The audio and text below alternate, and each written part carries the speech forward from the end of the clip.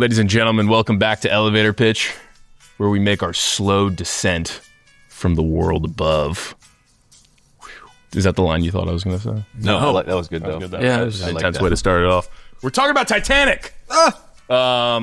Here with Will Peters. Hey. And it's Watch Party again. Mm-hmm. And we've brought on return champion, Titanic historian, Ryan Goldsher. Hey! I just kind of did a backwards intro. We're doing a watch party on Titanic right now. Mm-hmm. Yes. So please tune in and keep listening to this.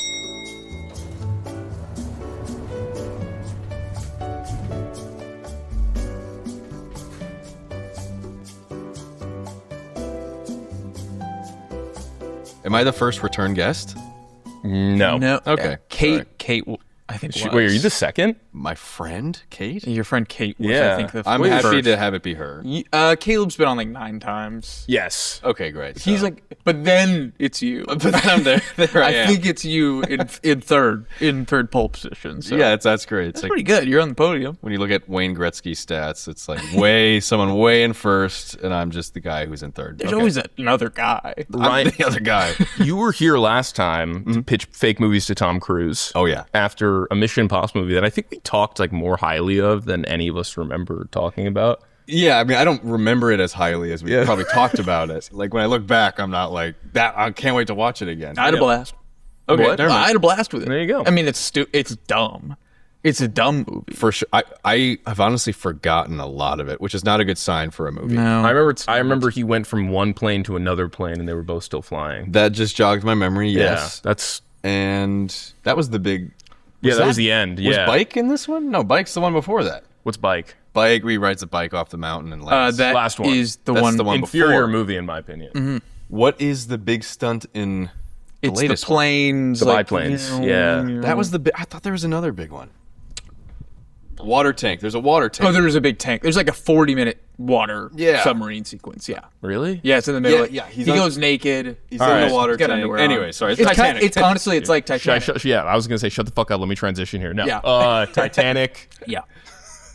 But you come back. We wanted to do a watch party, and you said, I'm going to do Titanic. Yeah. It was actually this, or was it The Big Short was the other one you This, suggested? Big Short, and American Psycho. Okay. Will jumped on this. I'm kind of a hater of American Psycho. Oh, that's interesting. I'm not like a hater of Christian Bale in it. I just think like Titanic's a better movie. Yeah, and I wanted to talk about They're Titanic. both in my top 10 favorite movies, so that's fine to say. What you might be victim to is the TikTokification of American Psycho, and the fact that it got so popular kind of made me mad because I was like, you guys don't know it the way I know it. Well, this is something that I wanted to bring up when we started talking about Titanic too, which was that I don't have like a massive relationship with Titanic. I have a good one, let's say. Good. But I always thought that I got to Titanic late in general, like late in life to Titanic. So did I. Okay, good. And I wonder if it's the same reason as me or you. I don't know what age you watched that, Will, but like 4. 4? Really? No, I think I was in high school. Yeah, I was think I. that unlike, and I want to compare it to like American Psycho or like Good Will Hunting, another 97 movie. It's like, unlike these movies, like I think, or no, sorry, like American Psycho. This is a fucking train wreck starts up. Like American Psycho, it's cultural kind of like TikTokification, you're saying, and also just like its reputation culturally kind of eclipsed the actual act of watching the movie. You know? Yes. It's easy to know exactly the famous things that happened in Titanic to hold a conversation about it without actually having seen it. Yeah, and I think Same part thing of with American Psycho. the reason I wanted to do Titanic for this is I think a lot of people like to hate on it, and I think it's gone eclipsed the other way, where they're like, I actually don't like it, and it's bad, and this is bad about it. And I'm like, actually, How many people have actually seen Titanic, though, in the last 5 years? in the last 5 years, very few. Yeah, no one's watching Titanic. No one's watching it, But they should be. but they should be. Yeah. No. I love Titanic. I watched it for the first time in a couple of years when I knew we were doing this, and I was like, this movie's I told Will, I was like, yo, this movie's elite. It's elite. Yeah. Can I talk about in my reason for what Please, things I about want to it, know how you please. came to it. Yeah. How I came to it, but first of all, I think it's the greatest blockbuster of all time. Okay. Cool. It is a unicorn of a movie that will never ever happen again. It was the highest costing movie ever at the time. Then it became the highest grossing movie ever, and then it won the most Academy Awards ever. Yeah. that is never going to happen again. Yeah. That's like if Endgame won 15 Oscars. That's just and critics loved it. And AFI said top 100 movie. Yeah. I didn't know you were such a Rings culture guy. Lord of the Rings culture. No, no, just Rings culture, like Oscars. Oh, yeah, but I think the idea of like Like Lord of a of the Rings, that's blockbuster yeah. being critically acclaimed and Yeah. winning Best Picture is like I don't Well, see that happen. Oppenheimer was the latest example of it, but another 3-hour movie, I guess. Another 3-hour movie. Yeah. And then on top of that, Another historical event. historical event. Yeah. They would never let something that big budget. I guess Oppenheimer would be the closest thing. But Another like- nude woman lying on a bed. You know? True. So that is my thesis for it. It's like this is the best blockbuster ever because not only did it make the most money, it got critically acclaimed like crazy. Yeah. Won Best Picture. I first saw it at the 15-year 3D re-release. Did you? When we were in Okay. high school. They did in 3D. I've Yeah. seen it in 3D, but 3 years ago when they did it again. Great. I don't know. I guess would that have been? That might have been 25. Yeah, so that would be like whatever. Yeah, it would have been. It was 20. It was in 2022. Was it in 3D? This is embarrassing. Was it in 3D when it was released? No. No. No. That would be awesome. It's not only is it the highest grossing movie of all time, it was in 3 fucking dimensions. They really, because it was in that, it was like what would that have been like 20? When you saw it? No, like this 3D release was that like that 2012. 2012. Yeah. Yeah. It was the 15 year. 15. Yes. And I I might be conflating some dates here because I have seen it a lot. Yeah. But I know the first time I saw it was a 15-year anniversary. Okay. But that was big 3D time. Yes. Everything was 3D for like 5 years there. Everyone was Yeah. on the Mayan calendar back then. Yeah. We thought we were going down. Might as well Movies put it in that 3 dimensions. Shouldn't be in 3D or in 3D. Yeah. So you saw it in 3D in 2012, all right? Yes, alone. Alone. That's actually high time to see movies alone too. I think around then I saw a few movies alone. I was just Because you're like, maybe sophomore in high school. just get your driver's license. I guess I'll drive to a movie, you know? Yeah, and it was just awesome. Like, All right. 3 hours and 15 minutes in the Yeah. theater. Like no one was there, and I'm just like, oh my god, this is crazy. And Gotcha. my I would say it's one of the best paced movies there is. Like I agree. I'm not bored for any of the 3 hours and 15 minutes. It's just goes. It goes from a fun rom-com where you're hoping it works out You to forgot a about treasure hunting movie. Yeah, it starts treasure hunting. Bill Paxton treasure hunt. Untitled Bill Paxton treasure hunting. and then it transitions to full like disaster horror Yeah. thriller. And then it's a beautiful, great ending, and you're like, "Oh my god!" Yeah. And on top of all of that, it's a true story. Not that story, Sure. but wow, these people actually did die like this. Yeah. This is so tragic. I can't believe this was real. Yeah. And it's that thing where like we're all Bill Paxton and his guy, the smiley face who's killed himself, t-shirt guy. Yeah. Dewey. Yeah, Dewey. We're all those guys who That's his like name? think Dewey? of the Titanic as like we think of like Abraham Lincoln getting killed, where you're like it's just like fodder for jokes in pop Yeah. culture. And then you see like the mother reading the bedtime story to the kids, and you're like, oh shit, this happened, and now I'm crying. I didn't need to see that. Anyway, Will, what about you? We're hogging the ball here. No, please. I couldn't. No, I mean, my earliest like knowledge. I mean, I feel like this was one of those movies though for us growing up. Everybody knew about Titanic. Obviously, it's like even as a kid, you're like, it's quickly ingrained in you. Like there's this one great movie that because we're being born in the wake of Titanic. Yeah. and what a wake it is. Big wake. And People say that you know English. But I don't think they know how well you know English. No, I don't.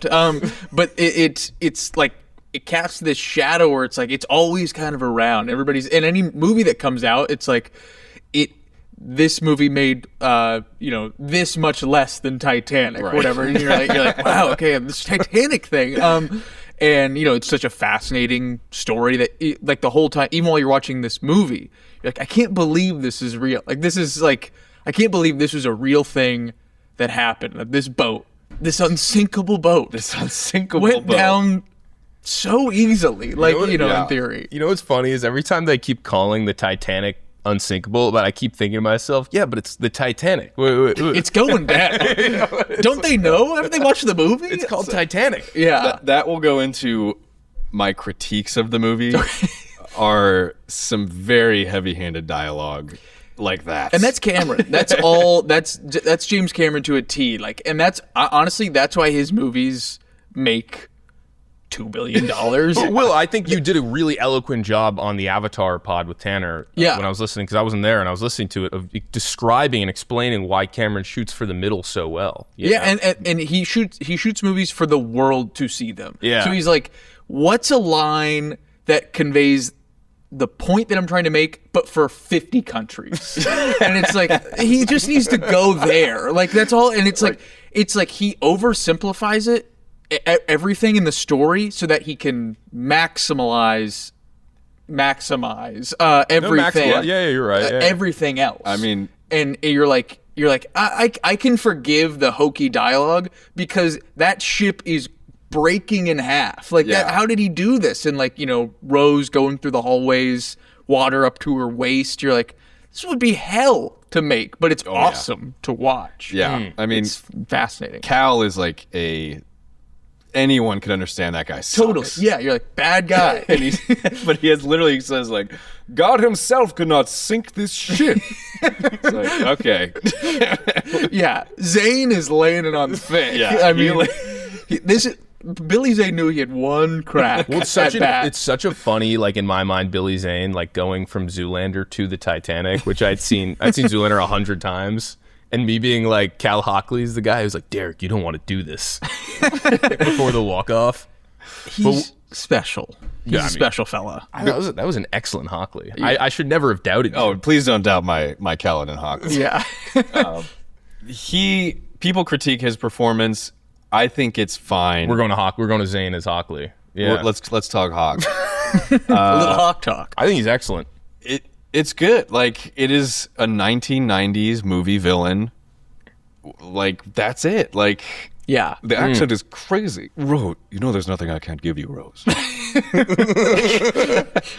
Can you do the scream? And maybe for audio purposes, not. But just in general, can you do? You are my wife, and you are expected to. Oh yeah, what does he say? After you were supposed to breakfast. act decently or something. You are my wife, and you are to act decently in front of me. Or, I hope you enjoy your time together. He ends politely. He does, and after one of the strangest gun chases. That's in a weird 90s slow-mo. Should we put a pin on that? Or I think maybe let's go into that, the scene drafts. Yeah, we can leave that in the scenes. But yeah, I think, Will, I think you hit it on the point with the 50 countries, same line. I think his writing is way better than people give it credit for a lot of the time. I think it just, like, it makes sense, and it's like, I think with a Cameron movie, you can enjoy your time together. You can so quickly get on board with, like, you're like, it takes very little time to understand the wavelength that the movie is operating on. So like, you're like, oh, okay, this is how it's going to sound. This is how they're going to talk.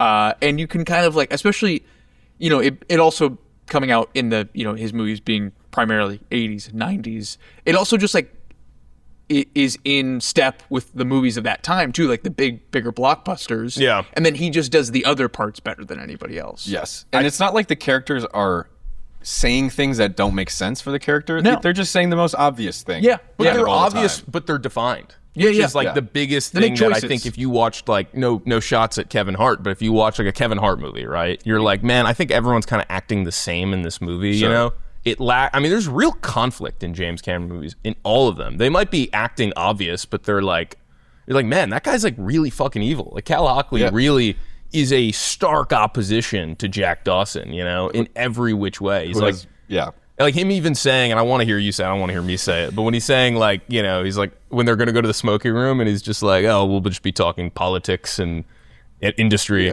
nothing of your interest. It's like, that's a great fucking line, you know? It's obvious, it's corny, but, like, you know exactly what he's saying, you know exactly how that would piss that other person off. Yeah. I think Cameron has basically inspired so many people to make bad movies. He's like kind of like Spielberg in that way, you know what I mean? Because like what it's he easy. does, Look how easy it is. Yeah, be like, oh, that guy's corny as fuck. I could do that. Yeah. Be like, no, it's way harder than that. Yeah. I put the diamond in the coat. I put the coat on her. That's a great moment. And his movies are, for the most part, really well cast too, which also does a lot of heavy lifting. Where it's like Sam Worthington. Yeah, like that guy's in everything. Yeah, this guy's gonna be around. Can you do your best Worthington for us? No, Worthington can't do his best Worthington. But I like if you're gonna have lines like these, if you're gonna have somebody say "I'm the king of the world," might as well have Leonardo DiCaprio say it right there. Like it's like these, he gets for the most part the right people to play these parts, and not just the right people, like these like iconic performances from these people. Literally, like, Arnold Schwarzenegger is like. He's incredible in the Terminator movies, but he's also like, I'll be back. You're like, oh, I get everything that he just said. Like, it's just like, it's really, really well, they're just really well made across the board. And that step starts from writing and casting and goes all the way to, we're going to blow up everything. Can I say a casting that the casting is fine, but the performance I actually dislike the most? Sure. Kathy Bates. Interesting. Really? Is she too Kathy Bates for you? Is it kind of like Stanley Tucci? I like Kathy Bates, but in this movie, I've seen it 15 times. I'm like, every line she says, it sounds like she's reading it. Hope you can handle her, Cal. She's a pistol.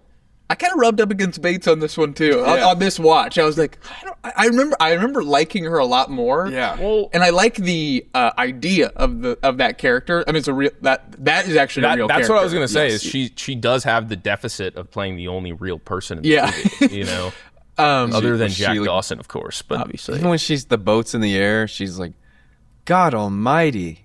I'm just like, ugh, God. Do you think anyone could have pulled that off though? I just. If acting is like that, I actually do blame the director because I know that she's a good actor. Didn't she make Misery like the year before this? Like, I think that was 90. I think that was. I'm like way off. I think 7 years. Yeah, I think it's when did they start filming this? Yeah, that's 1991. Yeah, 100. I think it was like 160 days of filming or something like that. That's insane. Yeah, it was like half a year. They said the 1996. Just the boat scene of her trying to jump off the back was several months. Just the boat scene of her jumping off, or going over the rail and like trying to kill herself off the back of the boat. They had to get a ton of coverage of that. Months? Why was that months? I don't know. I watched a little bit of it recently, and they were like they just needed one shot with a green screen behind her. Then they needed a different one with a black background. Yeah, this is an early green screen. It's just maybe it was cooler, and you guys have seen it in movie theaters. You could tell me like if this is the case, but like on the high definition televisions, the daylight green screen and the nighttime green screen looks kind of tough. It looks great at the sunset when like I'm flying, Jack.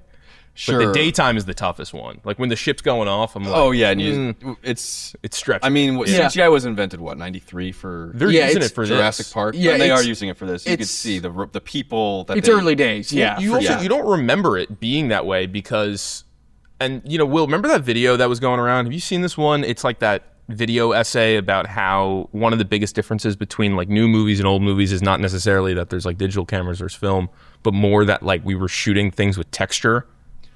I've seen a few videos like that. Yeah. And we're interacting with real objects much less. Okay, so like in this movie, it's like such great examples of this, like the plates falling down, like all these like, or even the people sliding down the deck. Oh yeah. So much great stuff like this. If that was in Wicked, that's all animated. That's all animated. Yeah. But because of that, it sells you, right? And you don't think 10 months later, 2 years later, 3 years later that this movie has a weird shot of the wide when it's pulling out from the harbor and it looks kind of strange. Yeah. Right? Because you just only think about the visceral moments of it. And so much of it was practical. Exactly. They built 90% of the ship and whatever. Like, it's the same thing with like Gladiator where like there's a couple shots where you're like, whoa.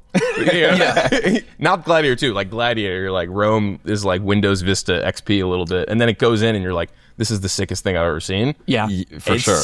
I found it similar with this where like it doesn't ruin anything for me, but like for a few moments you're like, yeah, it's definitely 1997. Yeah. Honestly, it is really just that one shot comes to mind where they try to show the full ship. Yes. You're like, Jesus Christ. Yeah. Like, that smoke, it looks like After Effects. Do you think the iceberg looks good when you first see it? I think it looks all right. The shot that's the worst is the full boat. Like that's the one you're like. The iceberg, they save it with having real ice fall on the ship and it interacts with the people. Yeah. I'm like, Okay, that's great. How do you film something like that? It looks like he dumped like 40 tons of like bricks of ice. There's a clip of it. It's like it's on full green screen right there, and then they have like a little they throw a bunch of No, but I mean ice. people are under that shit, you know? Yeah, I don't know. They just did it. Is it foam? Just the Cameron touch, man. But yeah, I think any other, you know, how is this aged culturally thoughts, I think, before we jump into the scenes. I mean, 'Cause that's the biggest thing I think about with this movie. Well, one cultural thing is with a scene, so I want to save that. All right. Okay. Yeah, me too. And it's more cultural movie-wise, if that's what you're looking for, but just... Mine's cancel culture with scene. Oh, good. And we'll get to that after this Isn't it commercial crazy? break. You can't say shit anymore. You know? No, I totally agree. Can we talk about that? We'd be the first podcast to do that. Swipe away a table and like threaten your wife. It's crazy. They won't let you. I did want to. I just Oh yeah, found I forgot to interrupt you. He goes, "I expect you to honor me." That's what he said. Oh, and they also have where they're looking at the paintings at the beginning. And she's like, who did these? Something Picasso? He won't amount to anything, I assure you. I'm like, all right. Great. Sorry, Will. I was just gonna read off a couple of casting, to go full rewatch was on. There's a couple of casting what ifs for a few characters we've mentioned actually, which is the unsinkable Molly Brown, the Kathy Bates. The one I'm seeing the biggest here is Reba McEntire turned down the role. Well, so they had an idea for this character. It was basically what Kathy Bates was doing. Yeah, you know? they were like, we need like really Southern woman, and then it's like Reba's like the South. Why and did then Reba turn this down? she had Reba going on. I'm sure this on was ABC. This is tough. Well, they're like, hey, this is going to take a year and a year and a half of your life to film this. This Yeah, is like Leo peak- doesn't do another movie for another year and a half after it. Too. Yeah. This is like peak Reba time. She really should have taken this. But Apex Reba. it would be. And then the other one for Cal Hockley, a couple of what ifs here. Firstly, Michael Biehn from the Terminator, Aliens, The Abyss. Was he drinking by this point though? He was probably on the bottle. Because that's kind of what was. He's talked about that. Yeah. Yeah. He would have been solid. Yeah. He would have been good. He would have been better than Zane. Come on. Sorry, Zane. Expect you to honor me. The other one that's interesting here is Bean was considered before offering it to Matthew McConaughey. This was on my research too. Yeah. McConaughey turns it down. I thought McConaughey was offered Jack. Or not offered Jack, but was up for Jack. That's what he says in his book. I think. Is that a lie? He was offered Billy? I He was know. offered the Zane role? No. In his book, he describes that James Cameron asked him to read for Jack, and then he just like was like, I didn't want to read for the part, and then Okay. I think Cameron's talked about. Actually, it was Cameron had an interview like this year where he talked about that. He's like, I don't want to read. He's like, McConaughey didn't want to read. I was like, all right. And then then Leo read, and then he got it. So McConaughey's like a man though. Like Leo's kind of got the boyish thing. That would have been so interesting. Right. Yeah. You might this I'm actually never might letting escape go, me. you know? What are their ages supposed to be? It's like he's Like 22? 17? No, I think he's a teenager technically. I thought that she was 17. Oh yeah, What? I think she's supposed to be like. I don't think. I think she's 17. This is weird. Yeah. I think that he is around that. He's engaged. She's engaged to be married. You don't Yeah. think she's like at least 20? We did it differently back then. Yeah, she's like an heiress.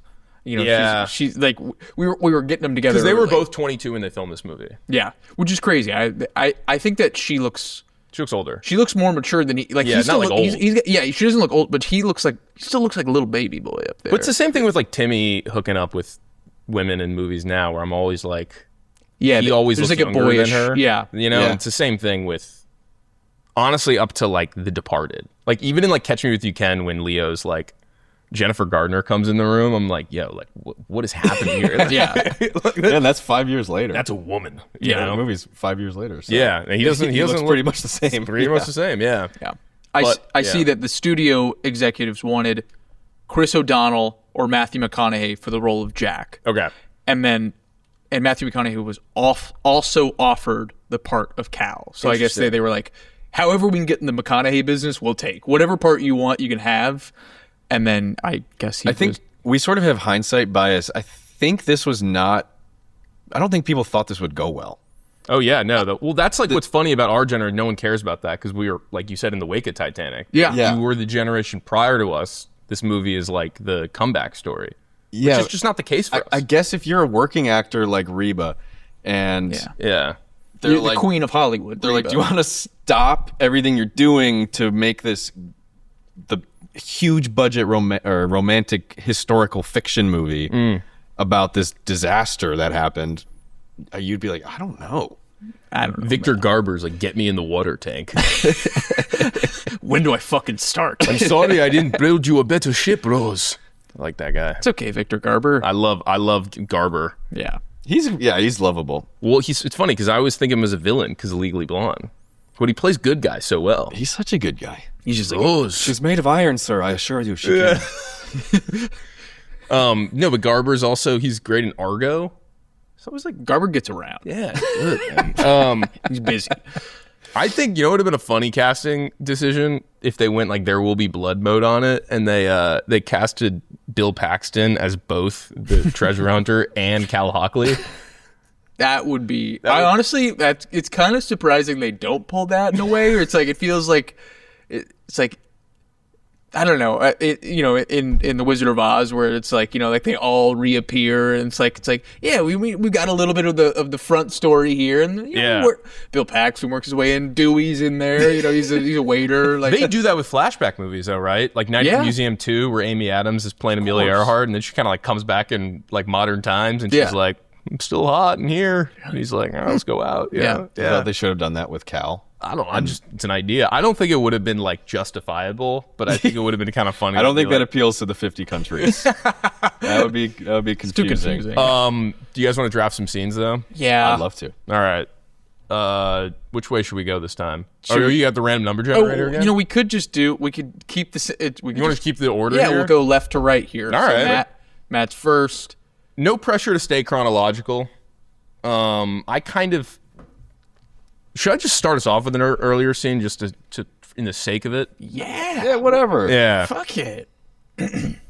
All right. This is I guess the number one pick. It can't be the one I'm thinking of, but there's something I do want to talk about. Go with your heart. The heart of the sea. All right, fuck it. I think like I love I'd love to take the dinner scene number one. I was gonna take that. The dinner scene where we get the Leo glow up. Yeah. He's found like the world's best pomade. Yeah. He basically like went from like never having anything in his hair, including a brush, to be like it's like slicked back like perfectly. It's like Macaulay Culkin after a shower. I know, yeah. Yeah. He's got the Molly Brown's son's tuxedo that she's bringing from London for him. Yeah. I just always keep it on me. He's not on the ship. Size. Yeah. No, he is on the ship because at the end he like talks to her.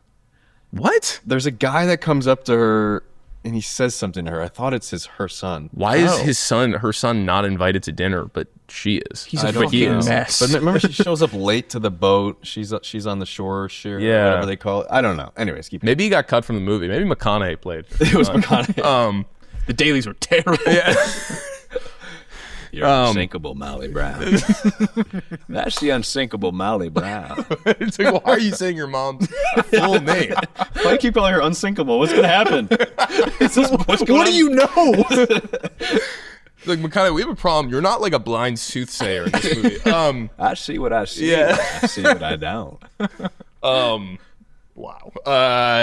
But the real, I just think it's like, talking about like Cameron writing, it's like, I already quoted one line from it, but you just get like Leo charisma machine in this, and it's like the moment in the movie. First of all, I could have taken an entire Bill Paxton treasure hunting movie, as I'm sure all of us can. Yes. But once it shifts to the Titanic, and the elderly lady is like, the china had never been used, and I can still smell. You're like, all right, now we're in a new thing.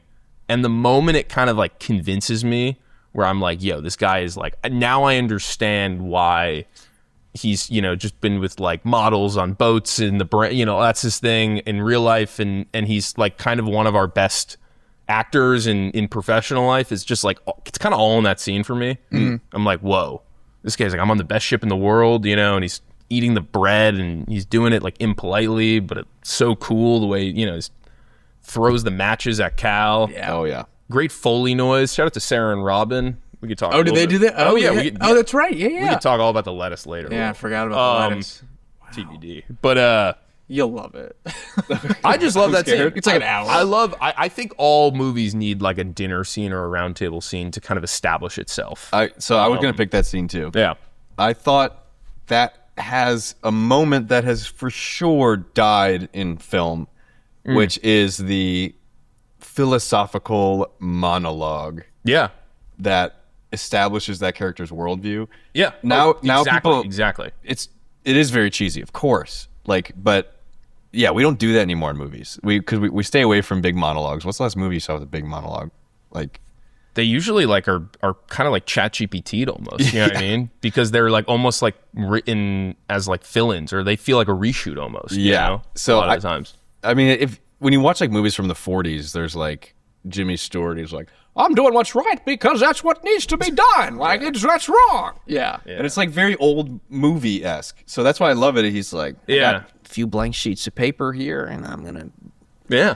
And I believe that, and I'm sharing champagne with you fine people. It's like, and the champagne gets poured as he says that. Yeah. To making it count. Yeah. It's like, great. That's the other thing that's like so funny is because her mom hates him. Yeah. And Hockley obviously hates him. But everyone else at the table is like, this guy's fucking sick. Yeah. This guy rocks. Here. Yeah, and the mom tries to like tear him down. How do you expect to make any money? Yeah. Where do you live? The rootless existence. Yeah. No, I think that's really well said. It's really well said. I was trying to rack my brain for like the last really good monologue I've heard. It's such a good point. Yeah, and it's sorry to interrupt, but I heard this quote from Mickey Down and Conrad K, the industry creators, and they were asked about the way that they write because that show has very showy dialogue at times, and I think they defended like I don't go to the movies or watch television to just hear how I sound in real life. It's like I want it to feel better than a conversation in real life or better than a podcast. Even no offense to our podcast here, but like. We want it to feel written, and like monologues are written, Yeah. They're not natural in a way that is conversational. We are so trying so hard to be funny and gritty, and like we deflate lost everything. a lot of like old Hollywood tropes that I love to see. I'm a huge La La Land fan. I'm like, look, this is a fucking movie. That was our first watch party. This is a movie, and there's movie stuff that happens in it. Yeah. So that's why I love that scene. Yeah. It's a great pick. It's a great. And does that include the dancing scene? I wrote it down as in like dinner arrow to Irish jig Because that's great. Is it allowed to? I'd like to discuss something if it does. No one's going to draft it. I was going to draft dancing scene. So, next. Yeah. All right. You just want to go into that then? Yeah. So let's just go right into it. Yeah. Love that scene. It's told entirely no dialogue. The whole scene. You see them fall in love and understand each other. There's some dialogue I want to talk about. We can talk dialogue, but the whole thing is like, one thing I love in this movie is there's like a game in every scene. Yeah. And like, dude, that's great. Teaching her how to spit is a game that he's playing. Yeah. Trying to fit in at dinner is a game. Yeah. And this one is like Hockley trying to kill his wife is a game. You're playing. Yeah. Fun game. He's always like there's some game, and like that game's great of like she's trying to impress the men. Yeah. And she stands on her toes, and they're like, holy shit. Music's great too. Music's so good. But what dialogue comes to mind? It ties into a couple things that a name we have not discussed yet. It's my friend Fabrizio. Oh, okay. Yeah. Played by Danny Nucci. Yeah. Okay. Who, Will, you might have more history. I feel like you'd know more some Danny Nucci stuff. I know him specifically from Crimson Tide. Okay. As the like the naval officer who gets in an argument about like the Silver Surfer or something like that. The Silver Surfer, of course. No, but he has like an American. He doesn't sound. No, that's how he always is. That's the only way I know Danny Nucci. I've according to my letterbox, I've seen 4 Nucci performances. Titanic, The Rock. By the way, incredible app letterbox that lets you do this, right? Oh yeah, the Rock, Crimson Tide, and Alive. Oh, he's in The Rock too. You're right. Yeah. So. The Rock, of course. Yeah. The guy took over Alcatraz. He's also in World Trade Center. I'd love to know. He plays Officer Giraldi. Okay. So 9/11, of course. They hit the second tower, man. No. Is there anything else that you can do? We hear this all the time from you. Nucci, I forgot about him in The Rock. In Crimson Tide, he's also the guy who like announces when things miss the ship. You know? Yeah. He's like near miss, but in this movie, I mean, we no one remembers and no one would like to discuss when Leo says "King of the World." He is straddling Danny Nucci as Fabrizio. Yeah, people literally, I think, erase that. There's another man like there. Nucci is present. Fabrizio, remember him. Yeah, Nucci was never forget. there. Never forget. Yeah, never forget. No, but he's got the most insane, like insanely comical Italian accent. Obviously, Yeah. When he's like they're on the boat and they're waving to everyone, he's like, "Hello, people I don't know, hello," you know. And in the Irish jig scene, the party, he's dancing with a maid from the first deck who's down there partying with them. They're dancing, so it's like Winslet and Leo, like Jack and Rose dancing, and then it's Fabrizio and the maid dancing. And he has this line where he's like, "Is it okay if I put my hand here?" Yes. And it's like 1912, like Fabrizio, like post Me Too movement consent. He's the most generous lover you'll ever meet. In 19. Just an incredible guy. He's like, "No means no." Yeah, Like, it's insane, dude. He's like, "Yeah, man, I done." I just found it so sensitive, you know, so respectful of Fabrizio. That's why he has to die. Yeah, that's why he has to get fucking And crushed. this is in a movie where they say, "That's what I always say: women and machinery don't mix." And Fabrizio is like, "Is it okay if I touch your shoulder while we dance?" Yeah. Wow, what a legend. Yeah. Just a good dude. And I'll say that seamstress, she's kind of my sleeper for like maybe most attractive woman in the entire movie. Yeah. I don't remember her. I'll get you a screen grab later. We do see her die. She comes back, same actress. She falls at the end of the movie when they're on the top of it. And she's like, Oh, She totally. falls off the ship when it's vertical. That's like, I've Yeah. seen this movie 15 times and never noticed that was the same lady. I've never made that connection. Yeah, she's on the bar. She's like, "Is it okay if I put my hand here?" She dies, yeah. But yeah, I think Fabrizio's hilarious. I think it's hilarious how they're like, "No, let's have someone with an insane accent." And you know? that's so Cameron, and that's so 90s. Like, we need a funny guy. Yeah. It's like Spider he's in from, like- Avatar 2. It's Yeah. like, no, we need a funny guy. He's from fucking Genoa. I mean, it's the same thing for there being Tommy Ryan. Like, it's like having the most The most Irish guy. Yeah, ever? it's like we need the most Irish guy ever, and we need the most Italian guy ever, and it's like they're both just like they're so like that's their character. Yeah. It's like you just like really Italian, and don't make it sound like good. Like it's like he's So, James, I was thinking for this character, no, Italian guy. Where in Italy? Like I don't know, Papa John's. You're Italian. That's it. yeah. That's a good one too, though. I mean, Would you see a Fabrizio Jack Dawson origin stories 10-episode miniseries? You know? definitely. Running around Paris. Oh, you think they met up in Paris? You think they met in Southampton? I think they met on a ship somewhere that got to Southampton. Yeah. Oh. I think they were running a brothel. Yeah, well, they're already gambling together, so they were already friends. You think Fabrizio dealt with prostitutes? He's like, I can't do this. Is it okay if you sleep with that guy there? Anyway. Yeah, Jack was ruthless beforehand. Before he got on this tamed boat. Let me get a scene going here for us. We called it out earlier. I'm gonna do the chase with the gun chase. Cool. Yes, okay. Because that scene is just It's from another movie. it right? is it's totally from another movie, and that's why I love that. It's like 45 seconds, but Yeah. it's like it is a clear moment because it's him, like it's Cal, like.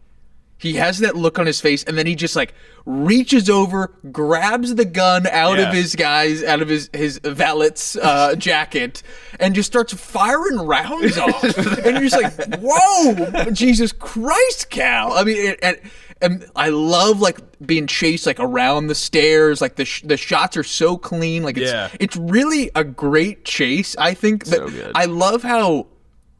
It plays as like such a comically large gun in his hand too. Like It's engraved. yeah, it's like it's such a cool gun where you're like, why is this gun here too? It's like of course like the wealthiest guy that is. Are they going to Pittsburgh? Is that He's a Pittsburgh steel magnate. Yes. Yeah. Steel tycoon. the richest guy in Pittsburgh has a valet with the a silver engraved pistol that's huge. Spicer Lovejoy. That's the name of the he's valet. so Yeah. good. Spicer's his first name? Yeah. Oh, okay. And- Sean Spicer Lovejoy. No. And Oh, and I love that, and it ends with the line that you call. It's like I put the diamond in the coat, and I put the coat on her, and like that whole like him getting down into the water, like that's just like 50 seconds where you're like, oh yeah, and Cameron he's already made like 8. He's made two Terminator movies, like full of scenes like that, and he's like, and this is for the guys at home. Like I gotta throw one in there for my sci-fi guys. He and that, slips on the bust. Oh, yes. Or whatever on the Yeah. ground. and that caused him to miss. Like he just misses. Yeah. You're like, whew, glad that bust was I've there. always thought of it. I mean, I love the scene too. Yeah. I've always thought about this where dying on the Titanic from anything other than drowning is such like a not funny. It's kind of an L, to be honest with you. Like the guy who kills himself. That's Yeah. honestly kind of the coolest one because he gets to like salute and have like a dramatic fall from the Yeah. water. Well, But he does like murder someone in cold blood before that. Yeah. yes. He murders Ireland before that, basically. He does. But Oh, yeah. I think about all right. So like Cal Hockley's like I'm gonna murder these people on this boat here. Yeah. All right? The other guy I'm thinking of is the guy who jumps off the top of the boat and he hits a propeller before going down. Of course. Massive L for that. Yeah. guy. I think that is stuck in everyone's brain. I feel everyone remembers that. Oh, totally. 1,000 people die in this movie. Everyone's Yeah. like, you saw that guy who like ripped his shins off? That was fucking gnarly. But the most important part of that scene, I think, and why it's kind of out of place, but also cool, is that it's funny because later on, he goes on the Carpathia, right? The boat that's that rescues them. And he goes down to the third deck. He's kind of looking for Rose to see if she made it. What's he going to say to her after, Sorry. like, let's start over. Sorry, I went on a murderous rampage yeah. as the ship was sinking. Yeah. Yeah. Yeah. How's he going to save that one? I don't I just know. I wasn't thinking straight. The ship was going down. You saw it. Also, like, is anyone, I know the ship's going, is anyone aware? It'd be like, yo, that guy got on a boat. I just almost got shot by him as he was trying to kill someone going down the stairs. Yeah. Yeah, no one called that out. By the way, this is a guy was a trying to pistol. shoot people as well. As well. Look, buddy, we don't have time for that. All I know right. there's a lot going on, but there's this also. Yeah. Yeah, that scene is one of the rare slow-mo moments in the movie. Yes. Yeah. Dude, I got, my next scene is going to be another slow-mo moment. Oh. Yeah. We'll save it, but slow-mo has died Yeah. We in film. we've moved away from slow mo. I mean, this is honestly, this is peak slow mo time too. I mean, John Woo is everywhere, and like everybody's trying it out. Like I guess you can really go slow. Slow-mo looks better on film, I think, because it's choppier. Because there's like a frame rate thing, Sure. where it's not as smooth. I thought this whole movie just looked so good too. Yeah, it looks sick. Yeah. Just awesome. And that scene as well, like the water's real. all I real. think Inception borrows a lot from that scene, where like Yeah. it's not as water, but like the way that he's trying to kill people, and they're like using like the Dutch angles because the ship is going down. But they kind of start shooting Hockley on Dutch angles because like it's like his descent into madness, Nice. And yeah. everyone, thank you. No, but no, everyone else is kind of straight on almost. But then like the ship's turning, and this is where Zane's kind of cooking. His wig is going one way. Oh, yeah. And he's kind of just like narrowed, like he's killing them. Yeah, Is it? Do you think it's a wig for him at the time? he was, I think, bald at this time. He's just always been. He's bald. one of our like best looking like bald men in the 90s, I think. Wow, I didn't know he would be bald. Yeah. And at the time. Yeah. I mean, he pulls off that hair well. I Yeah. mean, he looks really Cal's got a good head of hair on him. great. But it's kind of like it's like over his, Yeah. it's like over his face, and he's No, this is really good Zane right here. I mean, this is like this stretch where then he picks up the kid. He's like, I have a child. He's all I have. Yeah, He's all I have. I'm all she has in the world. All right, get on, I guess. Yeah, everybody else, you're gonna die, but you can get on. Imagine that kid's origin story. Yeah, What happened after that? is that how does he gets on with the kid? Does he stay on that boat with the He kid? does. Yeah, the kid stays on, but he does hand the kid to someone else. Yes, he's like, no. He's like, take this kid. Yeah. Like, immediately after. Yeah. Yeah, it is crazy. Like that kid. Presumably, parents are dead, and they're like, I guess I left the Titanic without a family. And with this All I man. got was a stupid fucking t-shirt. All right, and my family died. Imagine that, like when they're handing out the hot cocoa on the Carpathia, they're all handing out T-shirts that I survived the Titanic. You already had these printed? Yeah. That's my first pick there. like Do we that. want to snake it back and go? Yeah, let's snake. Okay, I'm talking too so much. I Please need snake to it back. I need to get another scene in here. I think I'll go ahead and skip to the very end. Okay. Which is when older Rose. Are we under the assumption that Rose dies right at the end there in the bed? And I'm of that belief. Yeah, I think so. yeah, she just dies in the bed, and then she goes. I'm specifically talking about like basically her dying to the dream that closes the movie of like everybody being back. So good. Yeah. It's just like incredibly well filmed, and Blank Check made this point. I must give credit where it's due, which is that this movie. They didn't say this necessarily, or it's like the whole time you're watching Titanic, it's always a miracle that there are so many stretches where you are suspending belief that the ship is not going to. Yes. To go down. Yeah. I always. Yeah. Every time I watch it, I don't think it's gonna sink. Yeah. There's so many moments where you're like, maybe they get out of it this time. Like maybe they stay together. Maybe it's like. Maybe it's a beautiful story, and then it's like, oh, there's the iceberg again. Yeah. This is where it's And on the going. reverse side, when Kate Winslet has the axe and she's got to go for the handcuffs, Yeah. every time, like, there's no fucking way she There's gets this right. no way she nails this. It's literally like the most magical Yeah. thing in movies. Is like Suspension. I belief. literally Yeah. every time I watch this movie, I don't think it's gonna sink. I fall in love with them. Yeah. I think it's gonna work out. I don't know how or why that is the case. Yeah. But when I watch that movie, my memories reset every time. Yeah. So Finally crazy. think Hockley's going to nail him this time. Yeah. Got him right between the eyes. But this final moment, Blank Check had mentioned that it's like it's a miracle of a scene, and you feel it like them having been in the theater watching it. You'd be like, you're watching this movie about such a tragic disaster, and then they introduce two characters that don't exist that have this beautiful love story, and then we kill one of them, and then it's like oh man, they don't even end up like, and then for it to end on this note of like, but they still look beautiful in heaven, and everybody's really happy, and the ship was really cool. Like and it's just this like wonderful way to put a bow on a movie that you could easily walk out of being like, whoa. Like you don't walk out of Titanic as sad as you could. You're still like, man, what? Like I think you walk out of Titanic exhausted. Yeah. But also you kind of like, it's kind of invigorating, that final moment, and it's beautiful. Good opportunity to talk about the score. Yeah. Yes. It's The score, crazy good. it's incredible. And like that moment, it just crescendo. Yeah. With the Rose theme, and oh my god, James Horner. Yeah. James, rest in peace. It's a great. They have a great kiss right there too, where it's like, and like watching it from an acting perspective, just being like, man, they really have like a very passionate, beautiful kiss in front of so many people, and I'm always like actor brain of like, man, that's impressive. How many times did they do this, and did it always look as clean and lovely as I they love make it appear? like the bit parts where I'm like, oh, the captain made it to the wedding.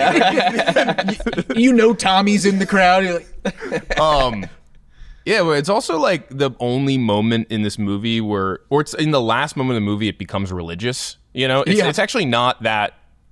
It's in fact forensic throughout the ententire movie in a lot of ways, except for there's an afterlife. Jack and Rose, you know, who are like they're like very cinematic, like movie like desire for true love, and like I jump, you jump, all that kind of methodology is unrealistic. It's insane. It's asinine. It doesn't work in real life. But like there is this kind of like mystical element to the way that they kind of make decisions, and to end it with it's a religious ending, it's like with the idea of like there's afterlife, there's like a heaven, and these two people are at that moment in their life forever after she passes away. It's like fuck, Yeah, and also right before that, they give you a little La La Land of, and she did remarry and fall in love and have kids. Yeah, but that's the difference between those two movies. Is that in La La Land, I guess they don't die at the end of La La Land. But look at the similarities though. Like you see Mia move on. Yeah. then you get You this see Rose move on. She drops him into the water. and then you killing get him. this fantastical what if they were still together Yeah. thing that didn't actually happen to end the movie. Yeah. But this very might, similar. but if you believe in like heaven, like this actually happens, you Sure, know? yeah. Which I'm not saying like you do or you don't, but I'm like, the idea is that she has died and then like her soul has gone back to the Titanic, you know? Yeah. Yeah. Because she's been holding on to that for so long and she returns it. Yeah. Heart of the sea. She went back to the sea. Yeah. That's where she neted to be buried. I mean, the next morning they're gonna wake up. She's dead. They're gonna dump her. I thought we should, by the way, Push her off the ledge. Oh yeah. they'd bury her like Osama bin Laden. They'd drop her into the ocean. All right. That is like a funny thought of like, she died? Oh shit. Do we bring her back or do we keep her out here? I had so many more questions for her. I got a personal story, but I need like details. What do we do with the actually. goldfish? Yo, number one person who's hyped that she died is Bill Paxton because he's like, not only am I never gonna find the heart of the sea, but now like Susie Amos is here. I'm like, I'm so sorry your grandmother died. If you need like a warm shoulder Yeah, or if you need a ever. shoulder. And that's James Cameron's wife. I know, yeah. But after the fact. Oh, is it after the fact? Or maybe I have the dates wrong, but yeah, that's his Is he that's really? his wife. I didn't know that. Yeah, they're married. They've been married since. Oh, wow. Yeah. I think also Horner is a great. I mean, because like Horner, Field of Dreams, you know, like it's a lot of that kind of mysticism in a lot of the movies that he does those scores for. So good. They that's- batted 1,000. It's such a clean. Another observation on it. It's such a clean like. It's a POV shot, and then it becomes like the two shot. Like so she exactly. just walks like right, but it's so clean. It could so easily be like it stays POV, and then you have to like cut back around, like go over the shoulder to cover her. But it's just like she just comes right, grabs the hand, and then comes around. It's like, oh, that was great. Like it's so clean. And I think the fun fact is like the reason it's heaven is because no one who survived is in that room. Oh. So Yeah, it'd be weird if Hockley was at the wedding. Yeah. like, Hockley's not in there. Chris Kyle. Yeah. Molly Brown's not in there, I don't think. The mom's not in there. Oh yeah. That's a great point. Yeah, I've never Wow. noticed that. Yeah. So it's only people who died yeah. that you see die. It's a lot of Irish people. It's afterlife. Unfortunately. It's the afterlife. They're like, what am I doing here? Like, I don't even care about these two. Yeah. No, I've never picked up on that. Yeah. So I used to like kind of be like, no, it's just like her memory while she's dreaming. And then I was like, someone pointed that out. And I was like, oh shit. Okay, Yeah. she's dead. Yeah. You know, Gladiator, similar ending where it ends in heaven in Gladiator. too. Yeah. Yeah. Both very beautiful endings. Like, I think this one's better. Yeah. I mean, works better than the wheat. yeah. Well, Stroking the wheat. The wheat, the image of like grazing wheat, Yeah. like went. We used it a million times Yeah. after that. Like, whereas this is like it's such its own thing of like they're on the Titanic. But it's like anybody's hand could graze wheat. Right, like right. it's like Yeah. in the Titanic, you kind of need Leo to be there. Well, on that's the other other thing you didn't mention about it yet is that it's so sick when Leo turns around. You're like, that's Yeah. Leonardo fucking DiCaprio. Yeah. And Yeah. like, I mean, you got to be Leonardo DiCaprio watching that movie being like, oh, I'm now the biggest movie star in the world. Like right now, right there. Yeah. Because of that. Oh, Yeah. yeah. I Danny love that. Boyle's like, He's I not- cannot wait to put you on the beach. But he's not only like a living movie star. He's transcended into like this eternal idea of Jack Dawson that Yeah. people will then carry into every movie that he does. Yeah. Because Jack Dawson died and he didn't live to be an old age. For our sins. Yeah, for our sins. Yeah. Yeah. Jack Dawson did die for our sins. Christ figure. That's a good line, by the way, where the elderly lady's like looking for absolution. Oh, yeah. I'm on the precipice. I was on the end of the great precipice. Oh, wait. Oh, you're talking about a different line. No, like at the end of the movie where they're like, and all the boats just waited. They were like, they had to sit there waiting for absolution, and it cut to the owner of the Titanic, and it's yeah. like, Yeah. And I think the song at the time is actually called Never an Absolution. Oh, really? On the soundtrack. picture this, you're at work, Tuesday, Wednesday, Thursday, Friday, who friggin' knows? And then ding, an email comes into the inbox. It's the Pioneer newsletter. You read through it. You say, God damn, if that wasn't a cold cocktail for my inbox. Sign up today at thepioneer.online. That's thepioneer.online. All right, back to the show. Anyways, All right, you got one? yeah, It's you. to be honest, the two I came in here with were that one and the dinner scene. Okay. So I guess we'll go with them, the sequence that kind of times up together with the iceberg hitting of them running around the ship, avoiding Lovejoy, having sex in the car. Yes. Yeah. And coming back up, and that sort of distracts the guard from seeing the iceberg. Yeah. I think that whole sequence is really cool, and it ties in the historical, oh my God, they're going to hit the iceberg, with their love story. And I think it's pretty fun. Yeah, I mean, is the idea that the car is fogged because it's like hot near the steam room? Is that like what No, I think they steamed I think it's it from up. their passion. From their passionate love. There's no heaters in these cars. You can't put on like the defroster in the car. I mean, They were emitting so much they just heat. were in like They were emitting heat. yeah, they were just like in so much love. And there's a cheesy line in there like, where to, miss? To the stars. All right. That one was for the Philippines. Yeah. For the people. Thank you, Philippines. But then I want you to put your hands on me is for the red-blooded Americans. that sequence is very, and that's a great point where it's like the ability to, like, you have the bones of what happened with the Titanic, and then to have two fictional characters that so seamlessly weave in and out of the real events, and to the point where it's like they're actually focal parts of it, where it's like they don't have they mention in an off, like a quick throwaway line there, it's like, yeah, we don't have their binoculars, but like, and that guy's like, I can smell ice. Yeah, smell ice. Can you smell ice? That's No, absolutely It's not. like water. But then for him to be like, he's like, yeah, well, you're lucky I'm here because I can smell ice. Then he's like, whoa, people kiss it. This is awesome. And it's like, oh man, if you just looked at the water a little bit sooner. And it is literally like, talk about a perfect transition from Act 2 to 3. Yeah. Yeah. Of like, they hadn't kissed yet in the movie. They kissed for the first time on the front of the ship, and then that sort of leads into the sequence. So like, their love officially is happening. Yeah. The second it officially happens, shit goes down. Yeah. I'm taking this puppy down. The way that like the ship devolves into chaos too is so like not how you think it would happen, And it has to do with weaving them throughout it, because like it's almost like, all right, they have sex, right?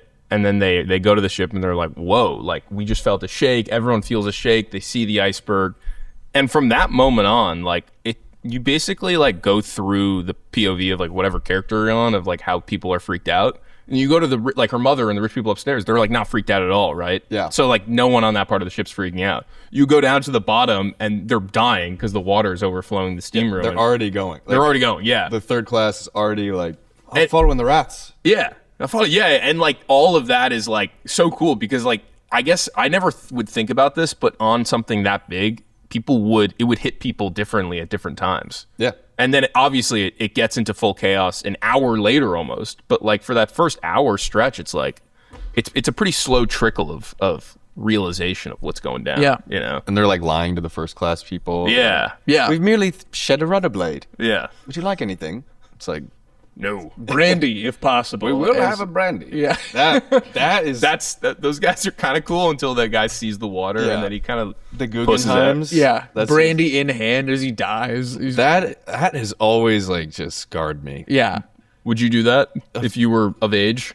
No. Not to drink, to like die, I guess. I don't Absolutely know, like 60, not. 70. It's just be You're like, we're gonna die in our tuxedos. You're like, all right. we are going to go out like gentlemen. Yeah. It's also his like assistant is with him or whatever. Hey, could I bail on this? Hey, so I actually was hoping this would lead to something else later in my life. I like when they do that, but like the moment that they see the water and he's like, it looks like he like literally like sharts his pants. Yeah. That's when I'm like, I hope. Wouldn't you? I hope the last thing people remember about you is that you said that you wanted brandy while the Yes. Titanic was. Yeah.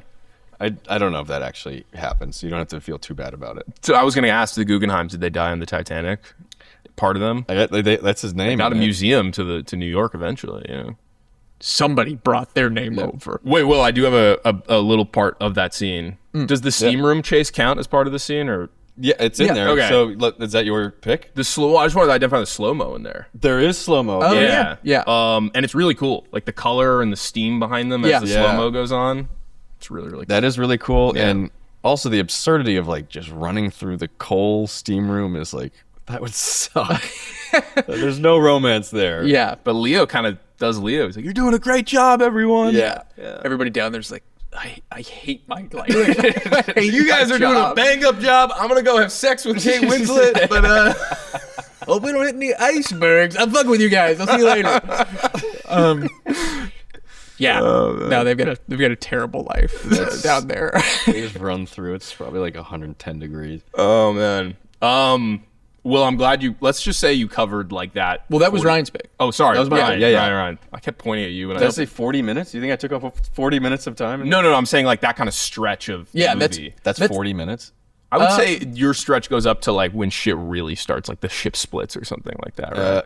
Would you start that though? I was going to end it right at iceberg, so maybe I took up too much of a chunk. You could go from iceberg. Are you going all the way? You're going right after he paints her like one of his French girls, presumably. That's the problem. We were like kind of like sidestepping all the famous scenes almost. Oh, of course. You know that's James Cameron's hands? What do you mean? He's the one sketching? James I heard Cameron about is the this. one that draws. Yeah, Leo's you can a see terrible it's artist. It's clearly an older man's hands. Now that we're talking about that, I do want to mention like the cinema, the French woman scene. Little note. Well, first of all, I love the way it's shot, where it goes the intense close up of his eyes. Yeah, it's really cool stuff. It's really cool. I do like when she takes off the robe and he's like trying to like lock in a little bit, which he does eventually. He does. But I love the idea that he's like clearly aroused. Let's just say that. Yeah. But he like has to kind of draw on his lap, which might not be a flat surface at the current moment. Yeah. I always kind of look for that movement going on. He also not improvised, but he messed up that line. He's supposed to just say like, "Have a seat on the couch there." Yeah. He goes, "Have a seat on the bed or the couch over there." It's a great line. It's a great. Yeah, it's not in the script. Yeah. Wait, let me close my eyes. Do that again. Yeah. Have a seat on the bed or the couch over there. Put your hand. My name's Frank Abagnale Jr. That whole sequence. I know you haven't drafted this, unless were you drafting this? I don't want to, but like I think we should just talk about. I mean, it. that whole scene is. I can't recall any other PG-13 movies with like a fully visible nipple. No, I cannot. That's another. I think we get both at different times. That's another unicorn element of this movie. It's like, or they're like the NPAA saw this and was like, we usually don't do this. This would usually get you an R, okay? We don't feel good about it. But the Philippines is going to only want this. Like, we've got to give you the 13. Like, and it's like, if this was an R, obviously it would have changed it in a big way. They would have probably recut that scene. But it's like, you get it on the paper. You do actually see, like, at least a breast at a time. But it's like, art. And it's tasteful. Is that really how they got away with it? Because it's one at a time? I have no idea. But that's what it feels. It feels like it's like the NPA was like, because you're showing one, and they go to great lengths to like, it's like his notebook will be covering. Like, it's like the lighting is beautiful too. It's like clearly very thought out. Where he's like, I'm gonna bet we get a PG-13 even with this scene. Like, where I'm gonna go to great lengths to shoot it, and it. The feeling and the like the sensuality of it all is still there, but like I'm not giving you everything, and I'm like, man, they easily could have not gotten a PG-13 for that sequence. Yeah, I think I never thought of that. I'm always surprised that scene's not memed more, where you could basically cut out Kate Winslet and put anything there, and it's just like Leo DiCaprio with like his hair moved back and forth drawing something. I always think about like that with like play calling in the NFL or something. I mean, I don't know, something there. But that is an iconic scene. There's nothing wrong with it. Yeah, like I mean that the King of the World. I mean the backdrop is like the painting. It's like kind of on the poster. I think those are the iconic ones, right? Yeah, anything else? King of the World. I'm Flying Jack. Yeah, I'm Flying Jack. Different. Very similar to King of the World. Yeah. Different moments. Yeah, I think those are the big ones. And then them on the raft at the end. Yeah. Okay, those are definitely the most iconic, talked about parts. Yeah, what's your final pick? Oh man, do I go action or do I go little scene? Only God knows. I'm gonna go action, and it's the stretch of time when the strobe lights are going, and they're getting out of the gate, which I think is the best 2 minutes of action in the movie. Oh, It's an insane 2 minutes of action. Yes, that it is is. for sure the best action. It's like the moment where you're kind of like coming out of your seat when it's going on. my like God. every time. Yeah. Does that include the key falling on the ground? That's like the exact Oh, moment yeah. I'm talking about. That, yeah. I sweat every time watching that. That's like just like I mean just insane. Like I don't know if they filmed that for 150 days and they're like, what is he gonna do with this? And then that happens and they're like, oh, I guess that was worth filming 150 days Yeah. of it. But like, it seems nuts. That isn't like when he drops the key and he's like, I'm sorry. Yeah, it's a lot of good. Like, it's similar to the guy who tries to drown Kate Winslet to float on her. It's Yeah. like a lot of like, man, like I don't know how to act if I was in that situation. Yeah.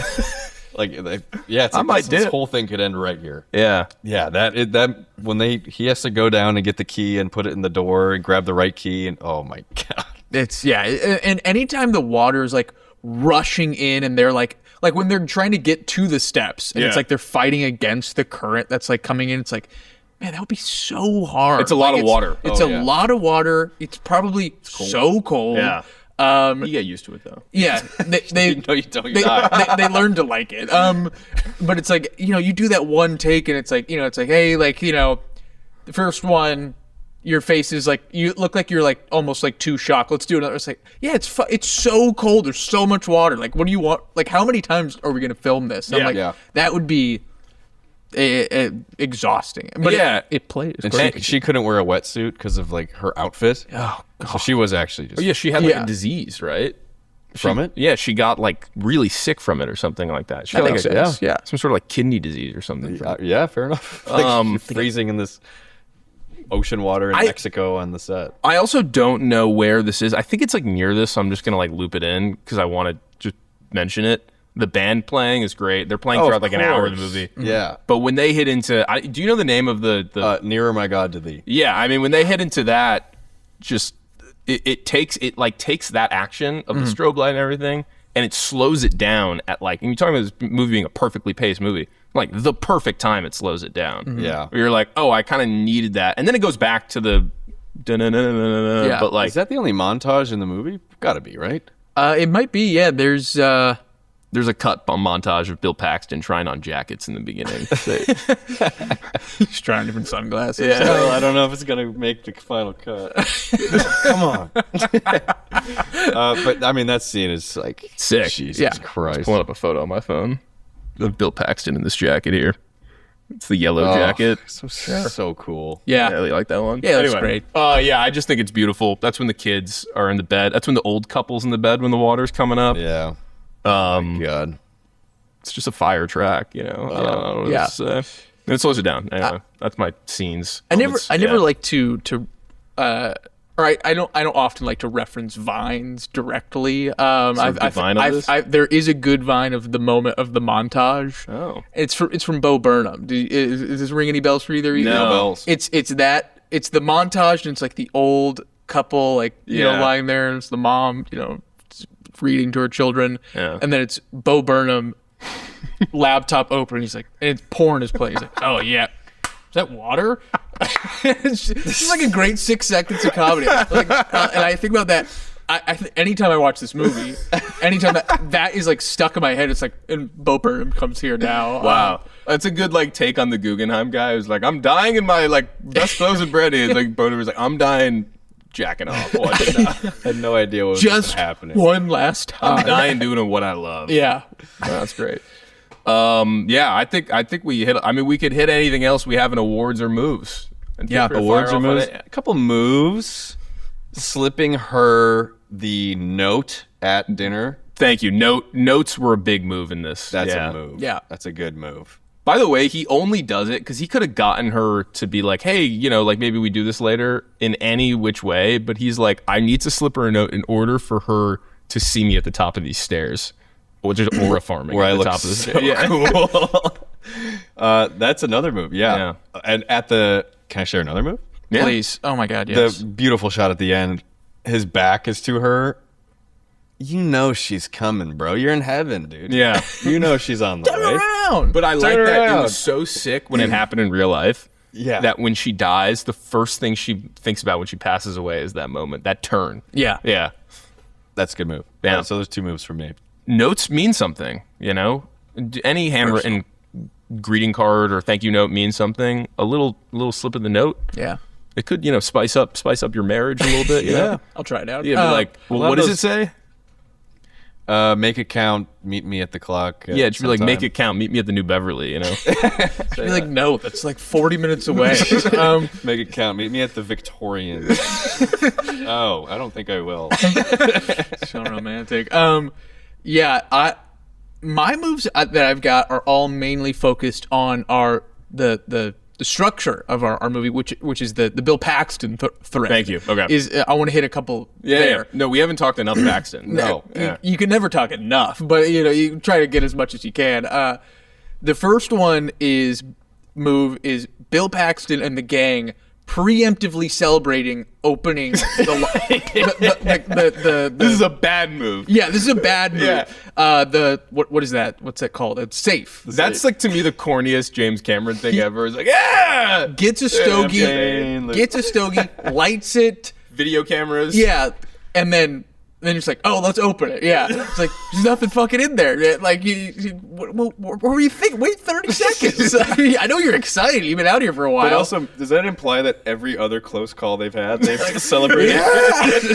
They do this once a day. Because they've like had other options. Yeah. It's like the save. It's like, we found the mailbox, everyone. Second move, I want to give a shout out to Old Rose for like hearing this on the news. And I think that she's like, I'm calling my shot. I'm dying on that boat. Yeah. I'm bringing everything I own. Like, calling your shot of like, I'm going to die there. Like, this is where I go. And so it's like, oh, what do I want with me? Every photo I own. My goldfish obviously makes the trip. Yeah. Like, and it's like, what? They know I have info. So it's like, it's on their dime. Like, okay, give her the biggest helicopter we have. She's apparently bringing everything she owns. Like, really make them work for your presence and then die. That is such a move. Yeah. Can I give you a side move off that? Of course, yeah. We always talk about packing lightly. It's like, ooh, cool, you know? Yeah. You're like Leo, you're Jack Dawson, tumbleweed, whatever. Yeah. Not enough love to packing heavily. She packed so. I love packing heavily. Yeah. I like not bringing more than like the adequate amount of bags, but within that bag, I like putting as much things as I can with some room Really for stuff it. for shopping if that's appropriate. Yeah. But like, I don't like having to be like, these are the pants and this is a shirt I gotta wear for 6 fucking days now. No. Bring the goldfish. Bring the goldfish on the boat. That's a good joke. Yeah. Yeah. Final move I've got is also about all this stuff, and it's the guy that I don't know if his name is actually Dewey, but the guy we're calling Dewey. Yeah. The idea of showing somebody who lived through a traumatic event what the event was. And she's got a big ass.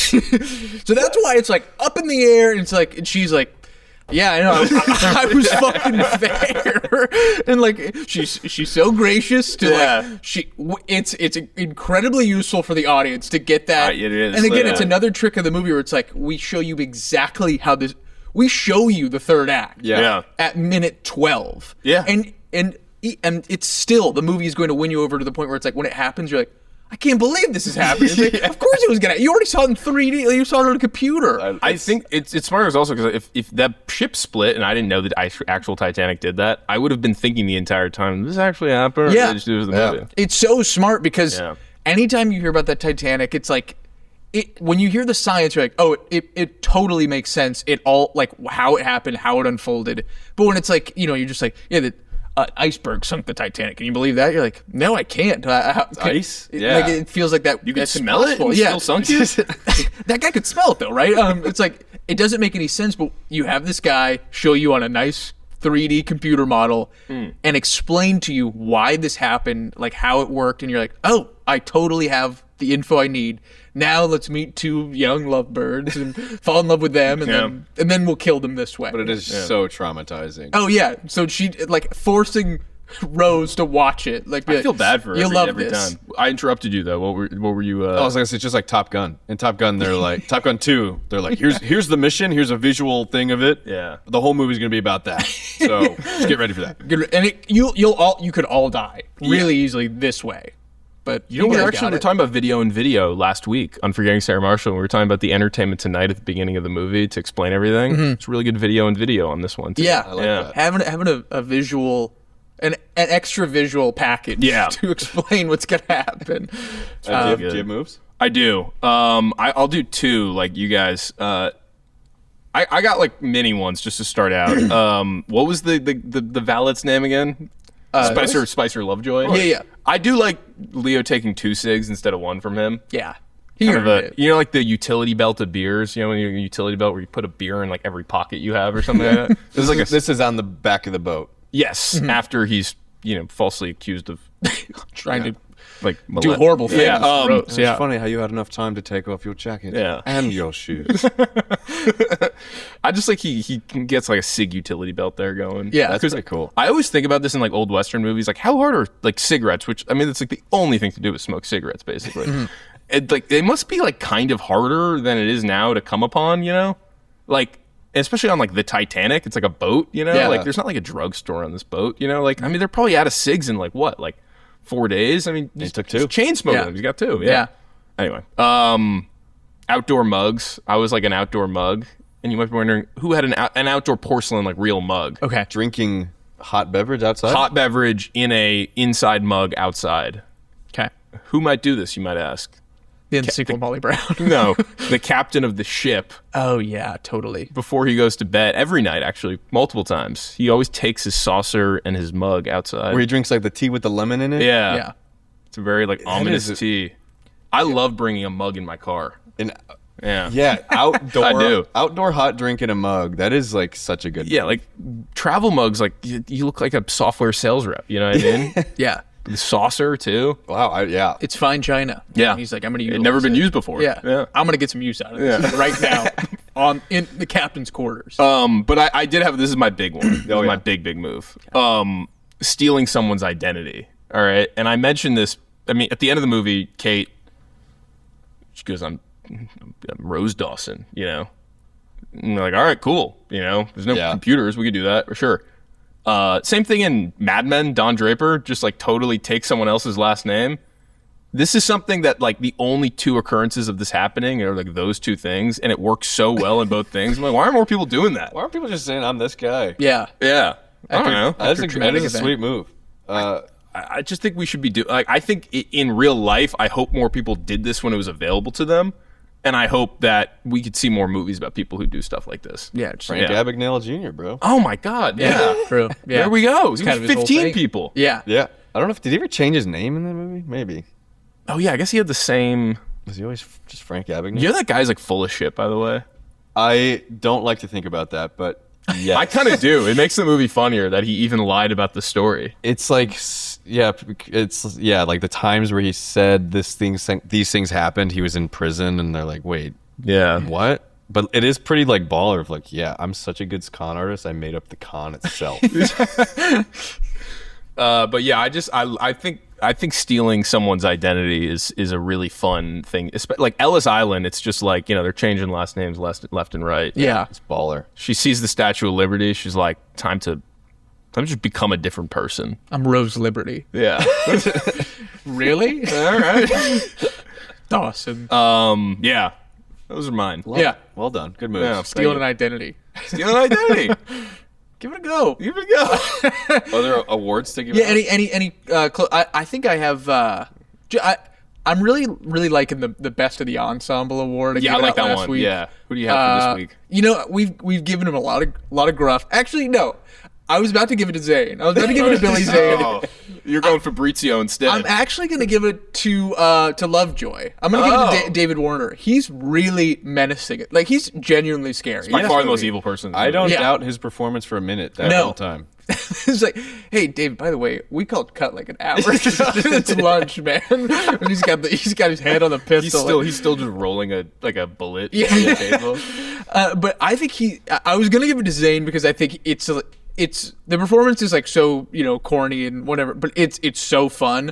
But actually, what makes his performance better is that his valet Lovejoy is right there. Like David Warner's performance is actually really really good. So I'll give it to him. I was gonna go fun, and then I was like, nah, let's go truthful. All right. Let's give it to like David. that. Do you have one, by the way? I was gonna say, for me, strangest moment every time I see it is during the lifeboat scene. The guy who's letting the people on the boat like threatens all of them with a gun. Yeah, he's really giving it his all. Yeah. That is one of the stranger moments in the movie. It's Order here! I said order. he had 2 lines, man. It's yeah. like, whoa, that was a little. I think that's like representing, because it's all about like class, right? This whole movie is about like, class, and I think he's kind of representing like the disillusion of like any sort of like society on this boat, I mean, he's the one. I the last understand grasp why of it's in the scene. Yeah. But he has an accent sort of dissimilar to anyone else. Yeah. I'm like, I'm confused about him. literally, it's really him. Yeah. I like that guy. I don't know what he's doing. I got a weird history award. You know. Oh. I really like when it cuts from you get the preemptive of like Rose being like, and this is when they go to the cigar room. This isn't at dinner. They go to the cigar room, drink brandy, and discuss how they're the masters of the universe. Right? Yes. Great line. But then they cut from the Irish trad thing to Billy Zane or Cal Hockley talking about the Sherman Antitrust Act. I love the idea of like the Sherman Antitrust Act is something we learned about like 7th grade social studies. I love the idea of like this being like what's going on right now? It'd be like, the Sherman's got this crazy trust act going on. They're trying to like break up the monopolies. What do you guys think about this? They're 2 definitions of fun at the same time. Yeah. But that was the other thing is I was kind of like, I think I would like to hear some takes from Guggenheim and Hockley about what they think's going on with trusts. It'll never pass. We own the country. Sherman's full of shit. Oh man. Yeah, anytime, I mean, we mentioned the Picasso. Anytime they throw like the little drops of the top, like of the present is always fun. I mean, it's now I feel like the I'll always think about like that. I'll always go to like in Oppenheimer when it's like dropping like JFK. Like it's like and being like who voted against you, like John F. Kennedy. Yeah. Like it's like that's anytime, a forceful one though. I think. Yes. Yeah. And like anytime that they bring up like where it just like. You're like, oh yeah, this movie does take place in a time, and that is true, but it like kind of takes you out of it for a second. You're like, what? Like, the Sherman Antitrust Act. Yeah. You're like, oh, okay, that's what we're doing. Do you want to give? I just had this idea, fit of the movie. Any? I feel like we should do it. It's hard on an audio platform. Oh, I got it though. Favorite fit. Okay, so I've always wanted this jacket that Leo wears when she falls. She tries to jump off the back of the boat. Oh yeah, he's wearing this like fall flannel peacoat. Yeah, I know exactly the one you're talking about. He looks so good, but he puts the overcoat over it. He wants to disguise it. Oh, what a mistake! I know, but it's a great great coat. Mistake. Yeah, that's a strong one. I would maybe say Leo in full tux. Yeah, I think it's like including hair. Like the hair, it must be gelled all the way down. White bow tie. White vest. It's white pretty shirt. clean. Oh, he looked. And then you've got what are the coats called when they go down to the go a little long in the back? I don't know. Those are cool. Yeah. What if you pull up to the Oscars like this year in that? Oh, I think that'd be kind of cool. You know, so cool. Yeah. Wow. I always thought it'd be cool because you know how he has to have those handcuffs on for the rest of the movie. Yeah. I always thought that would be like a cool bracelet to have. Yeah. It'd be a good Halloween costume too. Yeah. Just like Leo's second act. Those old school handcuffs, like they're just cool looking. Yeah. They look painful. They're not circular. They're not circular, but Can I mention something? This isn't an outfit, but he's wearing this outfit. I forgot about this. I took a photo of this to remember it. So Leo pulls Winslet. I keep saying Jack pulls Kate into a room to like talk to her. Jack pulls Kate. No, Jack pulls Rose into like a room to like plead with her. Yeah. And do you see they go into like the fitness center of the Titanic? Yes, yeah. And you're like, I look around. You're like, they got a rowing machine, like a boxing bag. Very like 1912 thing. Did you see? By the way, I got a photo, and I'll explain it as we go. This is a horse exerciser machine. Sure. Did you see this, by the way? I did. I have not noticed that. Okay, this is basically it's like the front of it is like a Peloton bike, and then the back of it you pedal and you're on a horse saddle as you're pedaling. That's fun. I wonder if that had to be real. James Cameron's such a freak for accuracy, so I'm sure that was either on the ship or time sensitive or period accurate. That's my fitness award, I guess. Your favorite fit is the Bill Paxton. Yeah, jacket. I guess I should describe that fit because I do have the photo of it. The Bill Paxton fit is he's wearing like a yellow puff jacket windbreaker. Yeah. He's wearing, I think, like a tank top under it. Beast. A medallion And then he's also wearing a hat, and the hat is basically like a hat that is like merch for their treasure hunt. Yeah. That's so sick. Goddamn. That is probably who That's James one of Cameron thinks he is in the movie. Oh yeah, totally. I mean, Yeah. he's married to the woman that he's like interested in the movie. Yeah. I bet that is James Cameron in his head. I do like she comes off the old Rose comes off the helicopter, and he does look at Susie Amos. There's like an extended like 3 seconds of like, wait, she's kind of hot. Glad I wore this jacket today. Yeah. Anyway, Did we do it? I think we did. I think we did it. I think we sunk the Titanic tonight, folks. In a good way. Complimentary. It's a great movie. I'm so glad you selected it. What a great excuse to rewatch it. Any excuse to rewatch. And it's great. You're right. The pacing is great. I honestly like it is long, but it flies by. I think it zips. There are way slower hour and 40-minute Yeah. movies than this 3 hour 15-minute movie. Yeah. It's wonderful.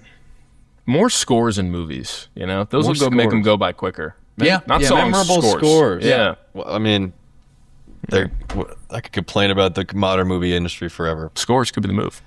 Scores. It could be the move. Ryan, Uh, you the man. Thanks for being Thank here. you so much. I want to come back very, very soon. dude, This is my favorite thing. this has been fun. Talking movies with the boys. Oh, stop. And I also want to come. I want to get into second place pretty as fast Sure, as I can. of course. Yeah, we can try to. And visit in terms of visits. Yeah, we can expedite that. I think Caleb does Caleb count? He came on enough times. He works next to Will. Like he came on enough times that I stopped putting with Caleb Sod on the last time. Yeah, it's just like he's like. It's more like a. Oh, so he's uncredited? He's uncredited. Oh, yeah. yes. But that's more of a union thing. Yeah. Awesome. Well, thank you very But much. yeah, Yeah. come back and Thanks, pitch. Ryan. Come back, do rewatch, whatever you want to do next time. Yeah. Please. And next week, I don't know what we're doing yet. Well, yeah, because we were gonna do. Should we like say it? Then we can talk about it off. yeah, we pod. can talk about it. Yeah. You'll find out. Yeah. All right. Yeah. Do you want to take us out with any line of any character? I guess. Oh, yes. You have the power. Yeah. I put the coat on her. Have a good night, everyone.